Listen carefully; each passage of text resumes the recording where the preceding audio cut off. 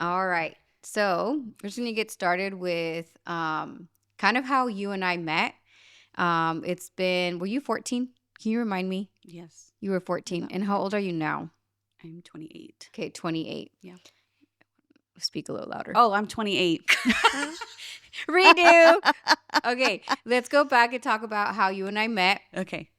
You were 14 Yes. and now you are I'm 28 now. 28. So it's Mhm. been roughly 14 years. That's crazy, huh? Yeah. Have That's you insane. have you thought about that lately? Like how long it's been since we've met? Yeah, because I mean, it's almost to 15 years. So, like, that's just wild. Yeah. That's so, yeah. And so right now in this season, you tell us kind of where you're at in this season, like yourself, personal, ministry, family. Yeah. So, I am currently married to my husband, and he and I just had a baby girl almost 8 months ago. So I just became a new mom, um, and that has been a lot of fun. And then I've also stepped into a new role, working at Passion. So that's been fun as well. I stepped in as a care director. So just kind of honestly in the thick of it in the best way possible. It's I've been using the word full a lot because that's what it feels like. It's not like overbearing. It doesn't feel like I'm not doing enough. It feels like I'm doing exactly what I need to do. Do you think it's because there's a grace like in the season you're in? Yeah. Yeah, 100%.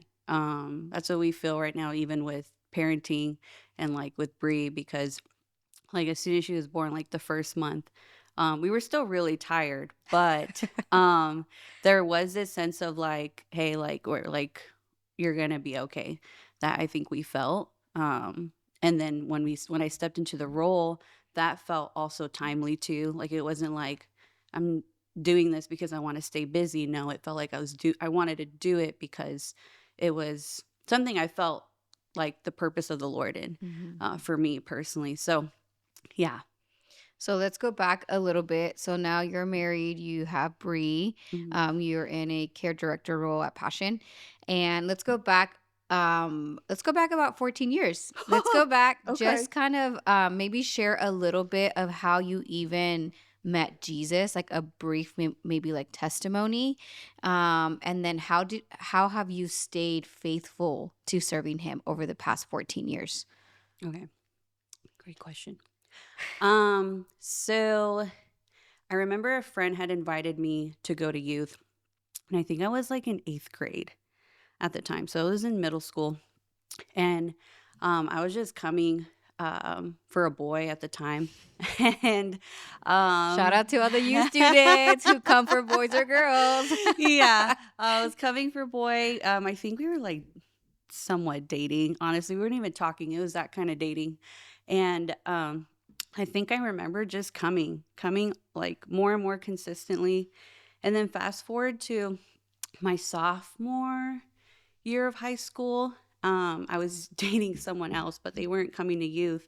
But I remember coming to youth more because I started feeling like I think I was seeking like wanting to seek the Lord in a Mhm. deeper way, but I didn't know it yet at the time.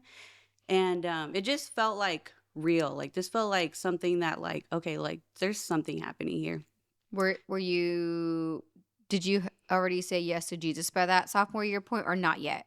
You were just still coming to youth You know, I or you don't remember? think I Yeah. I had already said yes to Okay. Jesus. Okay. Yeah, I because I remember it was like the end of the year, and then it was around April when I gave my life to the Lord. Mm. So, and it was right after that breakup, and then I gave my life to the Lord, Mm. and just kind of like there was a big 360 that happened because my friend group was changing, and it was like the start of high school too. But um, yeah, my friend group started changing. I think right after I started serving in worship already, Mhm.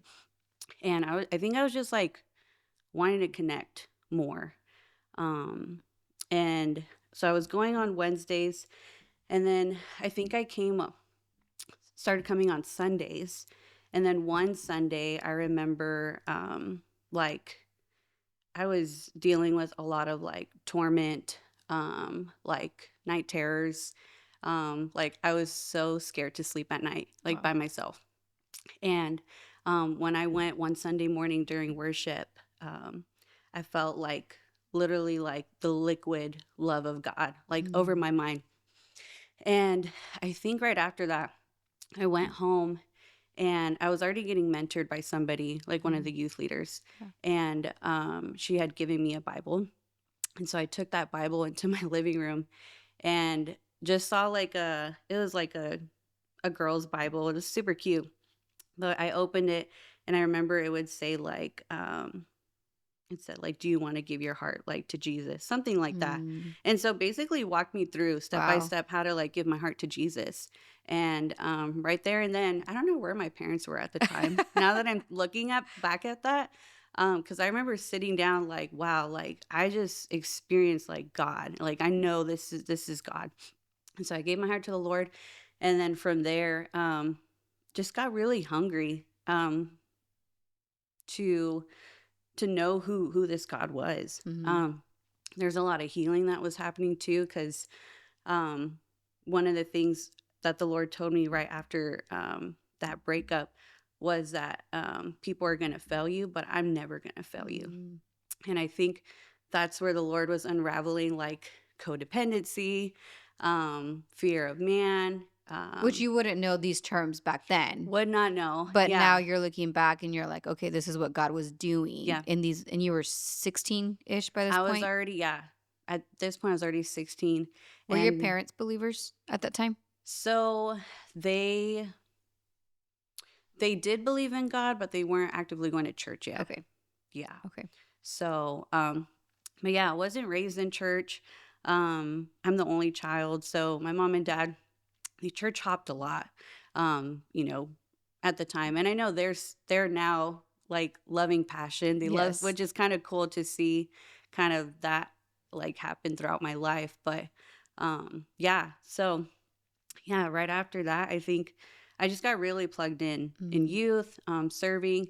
I think to like just voices in my life, like you were one of those voices Mm-hmm. that like really answered some like hard questions I was having during that Yeah. time. Um, and so I think honestly, and then just my hunger.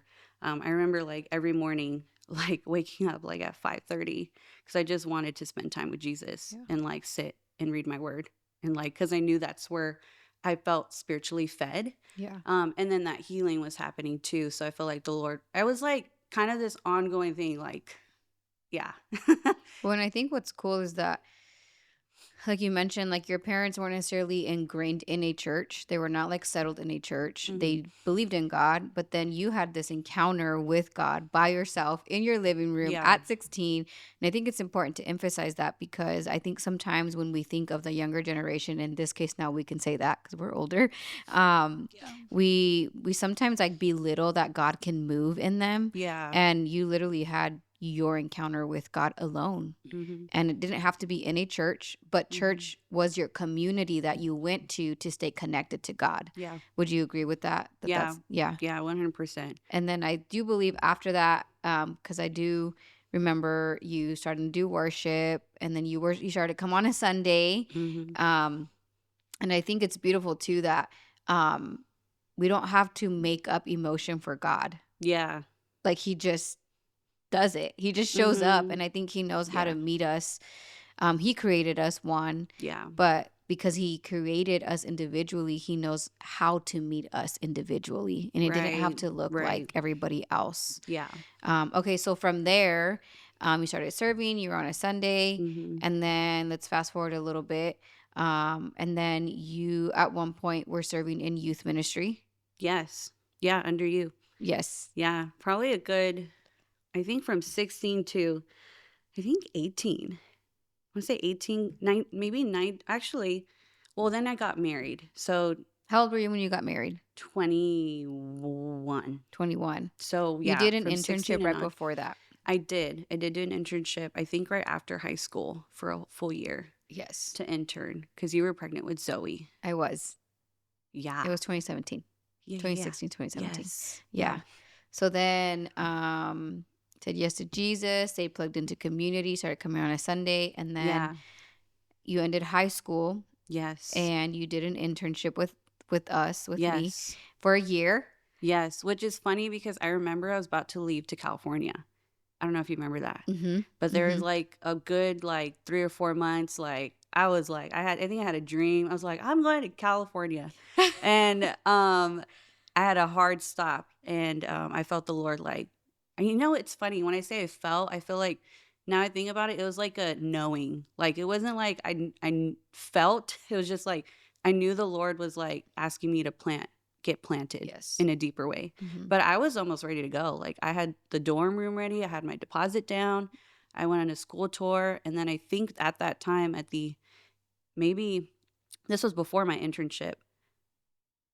Yeah, it was before my internship. I got to stay with you guys. Mhm. So that I think was also part of my, like, in a way, you guys investing in me in like a Yeah. deeper way. So to backtrack on that, so Yeah. Diana did live with myself and Jonathan, my Yeah. hubby, for a year. Well, was it a little bit over a It was year? a year. Yeah. Yeah. She actually left our home married. Yeah. So that was really neat experience for Jonathan and I. Yeah. We do consider Diana our spiritual daughter, for many reasons, but we've kind of seen her grow from 14 till dating, Yeah. which was there were some funny moments in the dating scene, Yeah. the dating scene, and 100%. then marriage, and then also Yeah. now with Bree, and even now you're in, technically you can say you're in full time ministry Yeah. at Passion, Yeah. and so I think it's really cool when I think back on those moments. Hmm. It was an investment, but it was an investment spiritually that we Yeah. knew that if we were to say yes to you living with us, that it was going to be something that would accumulate. So Yeah. when you had your own life, you would be able to function as a spiritual leader. Yeah. And I think that Yeah. I don't think there's any like really challenging moments in that other than the dating moments, Yeah. which maybe it's going to prepare me for Zoe. I don't know, Yeah. but then after that, you still went to school. You got your I degree. did end up going to CC, and then I did get my bachelor's. So I Hmm. did a lot of commuting Yes. for a good year. Yep. Good year, yeah. And in that time frame, Daniel, your husband now, Hmm. started coming into the picture Yeah. because he started attending Passion, Yep. but you were in the internship and Yeah, you yeah, yeah. couldn't, what? I could have date. You couldn't date. Yeah. I forgot about that. You couldn't Yeah. date. So at the end of my internship, I think and I remember those conversations with Daniel at the time, because I was in the middle of my bachelor's program, and I was like, I'm not gonna date him until like I'm done with my like bachelor's program. But then I remember sitting down in your living room, and I was like, hey, like what if, I don't remember exactly the question, but I was like, what if, like, is it okay that like I feel ready now? Because I was already at the end of my internship. Hmm. And it was kind of like, that was actually, I remember that because it was really pivotal for me to learn how to let go of my expectations and then God's expectations and like his timeline for me. And I remember telling Daniel that, like, hey, like, I think this was after we talked, and I told him, hey, whenever you're ready to ask me, like, I'm ready to move on, like, from this friendship to like, Hmm. let's actually see where this goes. So, yeah. And then give us a timeline from dating to marriage, because I think it's important to talk about that a little bit, because I think there's a lot to say for Christian dating. We want to Yeah. emphasize Christian dating. Yeah. So give us your timeline. So then internship ended, and then you guys did start dating, like right after that. Yeah. I think it was actually 2017. So, yeah. I think we dated so we met in September of 2017, and then we got to know each other. We're really good friends. And then January was when he asked me to be his girlfriend. And then probably that whole year up until, so we got married in November. So September, he proposed to me. But I think what Daniel and I, because we've had a brief history of doing things like not the best way, like communication wise, his individually and then mine individually. And then I took a break from dating before I met him. So I could take some time to just like know myself, know the people around me, and just enjoy being single. But when I was dating him, I just remember we had like this back and forth of like we just cleared we made it really clear like where we were at and what we wanted in the future. And so I'm trying to remember, I can't remember word for word, but I remember telling him like I just want to let you know that the Lord told me the next guy I'm going to date, I'm going to marry. Hmm. And he took that really well. Like almost like there was no pressure for him. He was just Yeah. like, okay, cool. Um, because I wanted to give him the basically honor of like, hey, like this is where my heart is. So like if you don't see this going anywhere, like don't even bother like pursuing anything That's else. good. And I Yeah. think right now, even like I'm going to talk to the Christian like realm. Like Hmm. I even see sometimes where like you're dating, and it's like you don't really know where you're going. And like Hmm. I don't think the Lord asks us to do that. I think that He's very clear that He gives us vision, He gives us a direction to go. The Holy Spirit guides us, and I think for you to be able to be one bold enough to say, "Hey, like this is what God told me." Yeah. So like in essence, if you ain't the one, like get out, Bye. bye, bye. Yeah. But what were some of the things? And let's talk a little bit to maybe there's young ladies who are Mhm. like, man, I really like this guy. He's a Christian. What should I do? What Mhm. were some of the things that I think that helped you one protect your heart still Mhm. until marriage, and then some things that you would not recommend doing? Yeah. Um, I feel like the best way I can explain this is probably my first mishap with Daniel, which was when he friend zoned me. And he didn't mean to, so just shout out, babe. I know you didn't mean to friend zone me. But there was a brief moment we were attending a life group that you and John were leading, and not too long before that, like we were seeing each other around. We're like, hi, cool, see, good to see you, bye. But one time he had asked me out to go for coffee. And I was like, okay, cool. Yeah. And we stayed for like 3 hours talking. And I was living with you guys. And I remember you texted me and you're like, hey, it's been 3 hours. Like, y'all are either getting something's happening, but I'm just letting you know, like, are you coming home? Because it was getting late. I mean, not super late, but late enough. And when I was meeting with him, it seemed like he was interested to like pursue something. And that's what I thought. He did not think so at the time. And so he starts talking about someone else Oh my in our gosh. conversation and another girl. And what's funny is I won't tell that part because yeah, but he was just like, I don't know, basically asking for my advice, like, I don't know if this is working out. Like, what do you think? So I'm like, okay. And it was just like really funny. But I remember a few days after meeting with him, coming home, texting you back, like, yeah, I'm coming home. um I we had life group that week and I had set him aside and I told him, hey, I just want to let you know when you asked me, basically was like confronting him like, hey, I feel like you friend zoned me. And I told I said, I'm interested in you, but like this is how I felt when you did this. And he was totally caught off guard and he was just like, oh. And now he says it's because he thought I was way out of his league. Like he's like, Dang. I didn't think you'd be interested. I and so like Why'd you take me for coffee then? I'm just kidding. right. So like his approach you know, it was honest. I think we like um kind of had to clear the air and we had to voice that. And I think that's for me, if I anything I could recommend is like have those conversations like what did you assume, like and maybe what can you not assume now moving forward Mhm. because you're getting to know someone, Yeah. right?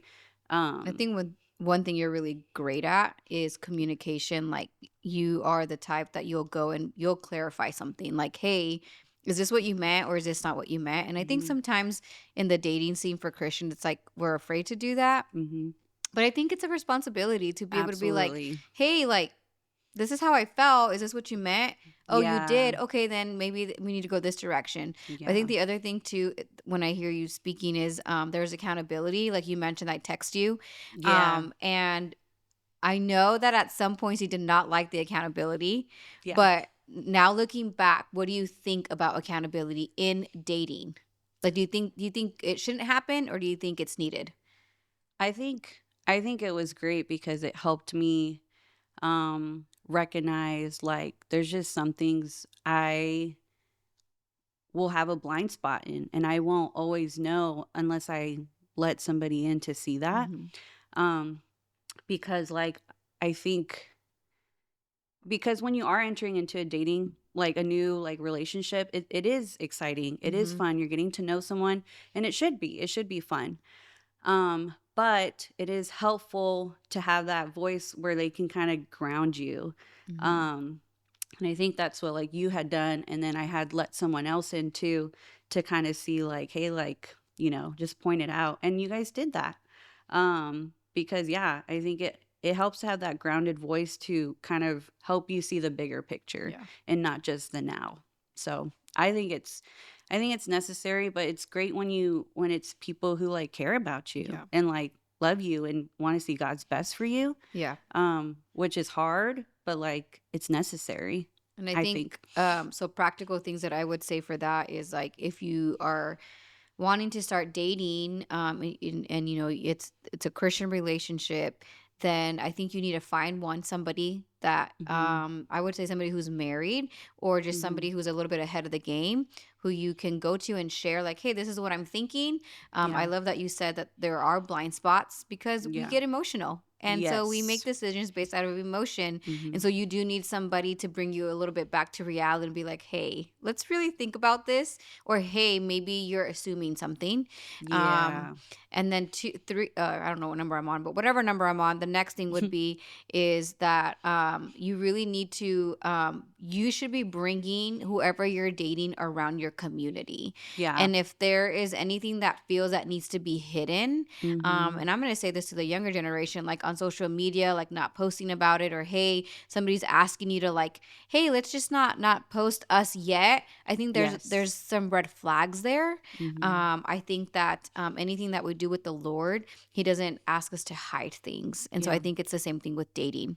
Right. Anything you want to add before we transition to a different topic for dating? Mm, no, I think that pretty much makes the gist of it. I mean, yeah, you're gonna grow regardless in dating. I think just always just like keep in mind like you have a like God has a vision for your life and God has a vision for like who you're dating. And so like how do you do that in an honoring way That leads that me. way? That's actually a really good segue. So we are called by God before marriage. Yeah. So God doesn't call us after we get married Yeah. or after we Right. start dating. Mhm. So what that means is, if whenever I started dating Jonathan, my calling didn't change because he didn't agree with whatever my calling was, or vice Yeah. versa. And so I Yeah. think it's important that, and I love you said this earlier, like you had a season of not dating because you wanted to get to know one yourself, but then like Mhm. what God had for you. Yeah. So it's like when you're looking for somebody, one, they don't have to be in the same ministry as you or the same calling, but they No. have to be able to support what God has called you to do. I was Yeah, I called to love that. preach, I was called to Yeah. be a pastor.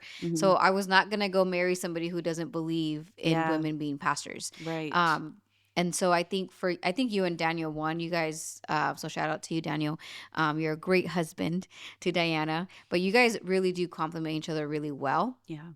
And your guys' communication is like, I love it. It's even me and Don are like, we need to get better because they communicate so well. Sometimes we don't. And so kudos to you guys. But Uh, segueing to now to ministry.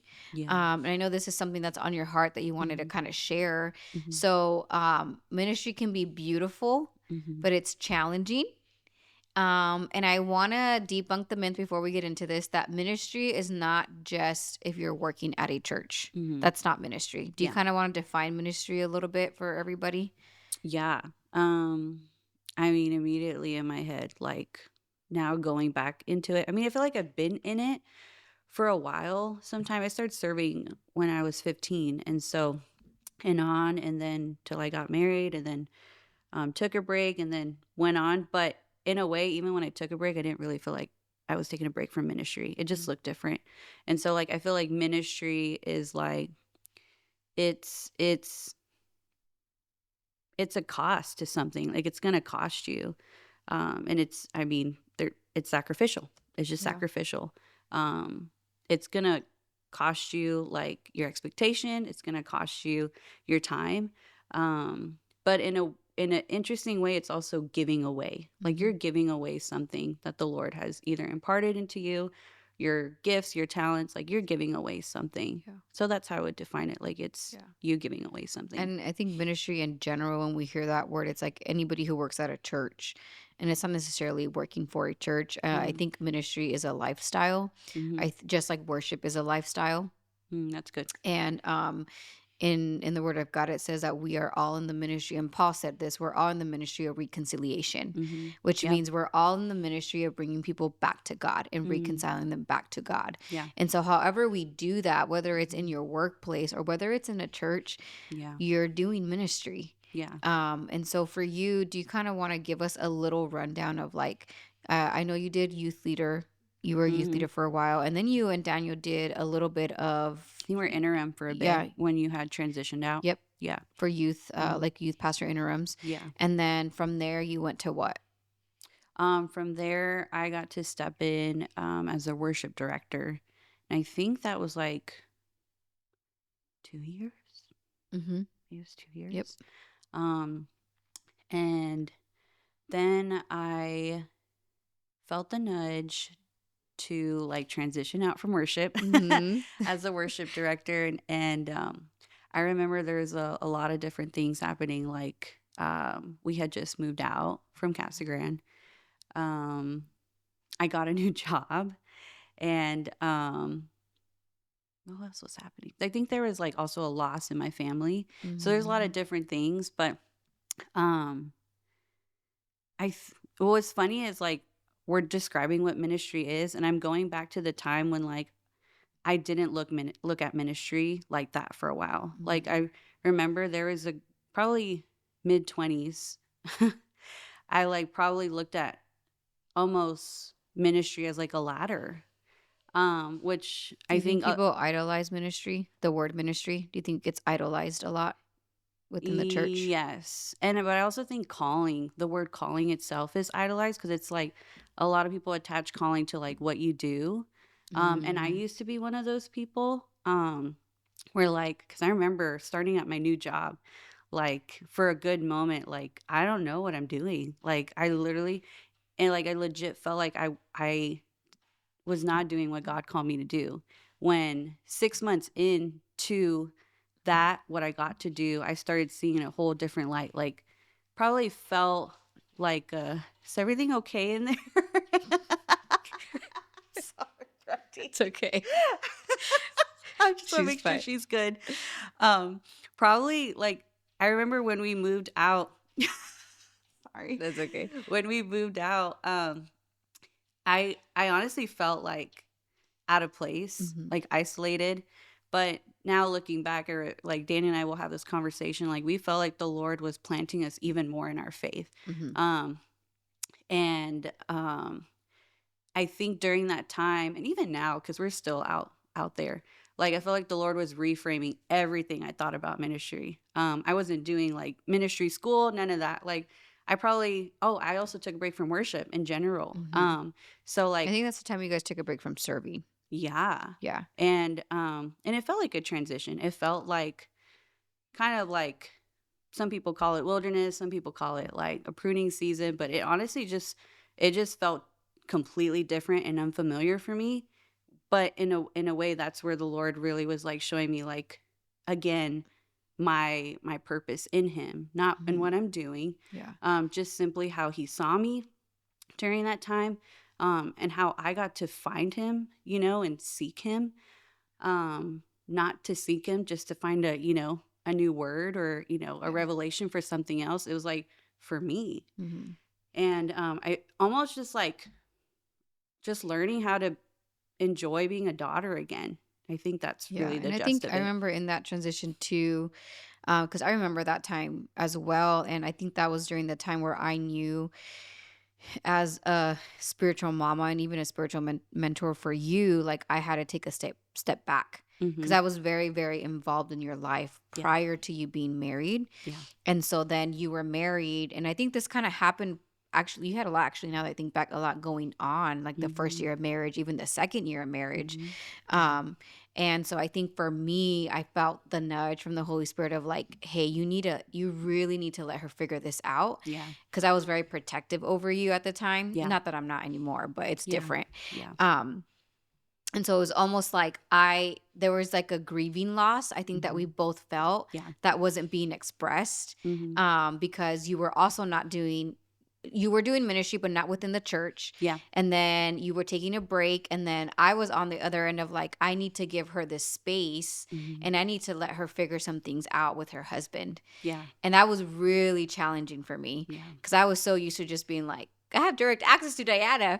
And so, not that I don't anymore, but it does look different. And so I Right. think in all of that, you came again because you're great at communicating. You came and you had, we met at Starbucks and you just shared Mhm. your heart. And I Yeah. think that that's the beauty, I think, for anybody listening. Like when you are in a church community, you build relationships, right? Mhm. You serve, but there's always going to be a transition that happens because that's just who God is. Right. But it's communicating with the person that you do value and you Mhm. do see as a mentor, as a spiritual person who's directing you, pastor, Yeah. and just communicating like, this is how I feel. And Yeah. like, and that was a very pivotal moment for me too, because I was like, Mhm. okay, I think I pulled back too much, Mhm. and Diana really needed this at the moment. Mhm. And so we were able to hash that out. Mhm. And I think that actually made our relationship better, in my opinion. I Yeah. don't know if you agree with that. Yeah. But then from there, you were still navigating what it looked like, what God wanted from you. And Yeah. I want us to dive in a little deeper when you said that sometimes like calling or ministry, we idolize it, but you said that it's like what we do Yeah. and there's like a ladder. Yeah. So like Yeah. let's elaborate a little bit more on like what you mean by that and how did you feel there was a ladder even though there isn't? Yeah. So I'm going back to kind of like when I had completely stepped back from serving in church, and like Dan and I were just attending. And I remember there was like a good month, I think, where and I heard it from a video. I was listening to like a podcast at the time, and it was for 20s people, and it was talking about how like I don't know what she said, but she was like, if you're feeling like you did all the right things and you're not where you thought you were going to be. And so I think that comes with that for me, it came with that. I had to confront that expectation of like, Diana, you did this, you did an internship, almost like this narrative of Mm-hmm. like, you did this, but you're not in the pastoral role. You're not Mm-hmm. doing this. And that's where that reframing was kind of happening that I was talking about. The Lord was saying like, there was a good moment, Diana, where you wanted a role. Like there was a good moment, like you wanted this, or you thought this was going to happen. You thought you're going to travel and be a worship leader. Like I literally thought that at one point. I was like, I'm going to travel the world and lead worship. And I felt like the Lord had to strip that because he had to get to the core of who I am Yeah. again. And in a deeper way, like I think you had given us a word. I don't know if you remember it, Daniel and um, I think a year before, actually, I found out I was pregnant. It was just a few months. And you had said, uh, I just remember you said, like, it's time to deepen your wells. Mm-hmm. And that was probably a good gist of what Daniel and I's season has been, was like deepen your wells and like so that other wells could be filled. Mm-hmm. And but in order for that to happen, I did have to get alone. I did have to seek the Lord myself and almost like just like listen and just like slow down, which made a huge difference because we were literally in the desert. Like we got moved out from the city of City. Casa Grande, literally like busy, probably the busiest parts of the street, to like the desert and the countryside where I remember feeling I felt so chaotic. Mm. I felt so chaotic. And so, but I think just answering your question, like I think the Lord had to unravel that like narrative Yeah. and like exchange it for like, this is actually what I'm looking for, Yeah. Diana. Like, and what I'm really looking for is your obedience. Mm. And it does not look pretty.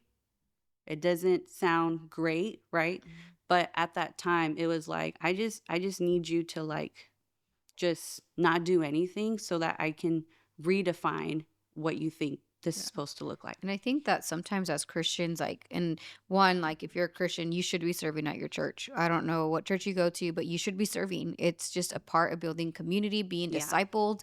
Yeah. But I think the fine line with that is that sometimes, depending how you came to know the Lord, depending on Mhm. your background, sometimes we do have these expectations of success in our minds. Totally. And so then when you get into the realm of church and the realm of serving, you start to put those same worldly expectations of success That's a onto the great way to church. put it. Yeah. And it's like, Jesus never intended it to be that way. Right. Yeah. Now, does God call us? Like, is there something specific and unique that we each have that God has given us? Mhm. Absolutely. But it's not who we are. Right. It's just the gift that He's given us to be able to proclaim His gospel in different forms. Mhm. And so I think this invisible ladder, because I was there too, this Mhm. ladder of like, and man, I think back and I'm like, I wasted so much brain energy, emotional Yeah. energy Yeah. on like and at the root of it, I think it's pride. Yeah. At the root, like the Mhm. the root of it, And it it's looks like pride. ambition at And it that looks time like too. oh, It that's so looks good. like It yeah. looks like Yeah. ambition. And so it's like you put it like, no, like I have to do more for God, more for the Mhm. kingdom. And so like Yeah. I'm not gonna be a youth pastor. I'm gonna be this now. And it's like, who told you that? Yeah. Like, who told you that like being a door greeter is not enough? Yeah.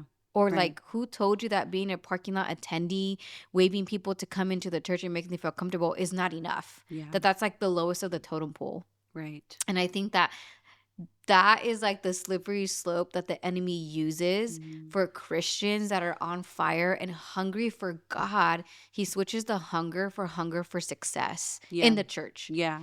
And I think that we all fall trapped to that if we don't Mhm. know what to look for. Right. And I'm with you. I think there was a season in my life where the Lord like was like, you're gonna learn that it is not the pastor title Yeah. that like makes you worthy or Yeah. valuable. Right. And I think the question that we can ask ourselves is like, if whatever I do in the church Yeah. gets removed, how would you feel? Yeah. And would you be content with your life still? Right. And if the answer is no, and you have to like, I think you have to be really honest because I would ask myself those questions years ago and I'm like, I'm fine. I love Hand on your Jesus. heart. It's what you had on your heart. And be like, no, I was not fine. I would be terrified. Yeah. I would probably freak out Yeah. then and be Right. like, what? I won't do this anymore. Yeah. And now it's like this posture. And I think you have the same posture. It's like, whatever we have, it's not even ours. Like, Right. he Yeah. gave it to us to give away. And I think Yeah. sometimes we hold on to things in ministry Mhm. because that's what we're going to talking about. Yeah. We hang on to the title, to the role, Right. to the and you sing because you're part of our worship team right now. Mhm. But even that, you know that that's not what God has called you to specifically do. Yeah. He's giving you that gift, Right. but it's not your ultimate, like you're going to travel around the world um, Yeah. thing Yeah. Yeah. anymore. Right. And I think learning to rest that we are his daughters, Right. Right. sons.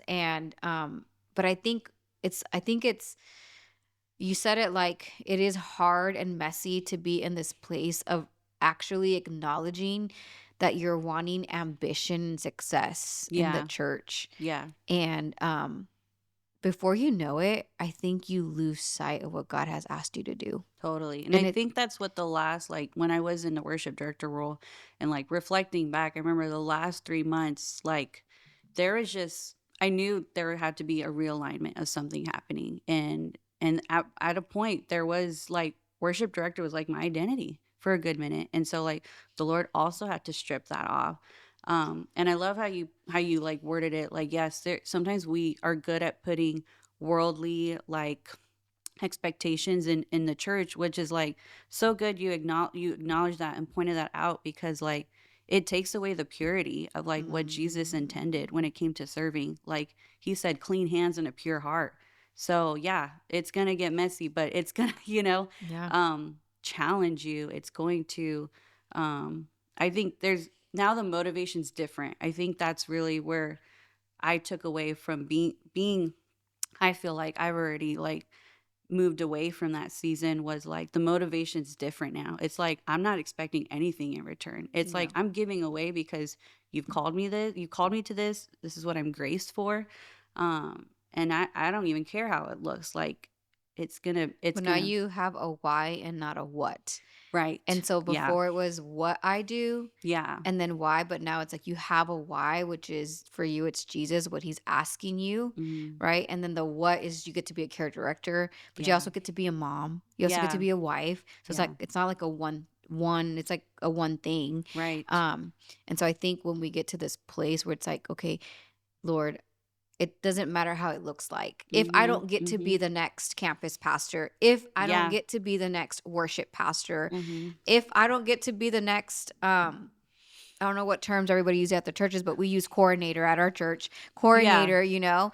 If I don't get to Yeah. do these things, it's Right. okay. Yeah. Like it does not it will not, and I'm going to get into this a little bit, but I think some people get so offended Mhm. when church leadership doesn't bump you. Yeah, And yeah, that's yeah. that's even like a dumb word, but like I Yeah. didn't get bumped to be Yeah. like this next thing. Yeah. And it's like, well, why are you seeking the bump?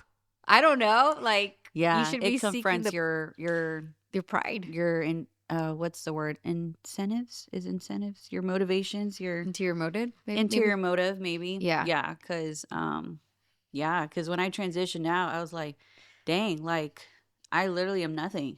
And in the best way Yeah. possible, but um yeah, I think it was really needed, necessary because it was just confronting, but it was like I think I still Daniel and I still made it in a priority though to still stay in community though. Yes. So like there was a good like few couples that we trusted. You guys are one of them where we were just like we need to stay in this still.